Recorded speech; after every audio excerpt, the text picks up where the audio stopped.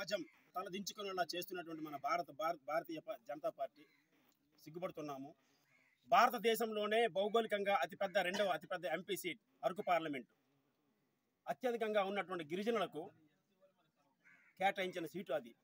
దురదృష్టం ఏంటంటే ఒక నకిలీ క్యాండిడేట్, ఎన్నో ఆర్థిక నేరాలు కలిగినటువంటి కొత్తపల్లి గీత గారికి ఆ సీటు కేటాయించినప్పటి నుంచి కూడా మా గిరిజనుల్లో చాలా వ్యతిరేకత అనేది ఏర్పడింది.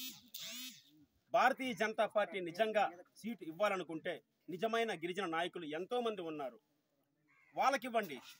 భారీ మెజార్టీతో, అత్యధిక మెజార్టీతో గెలిపించి మీకు పువ్వుల్లో పెట్టి పంపిస్తాము.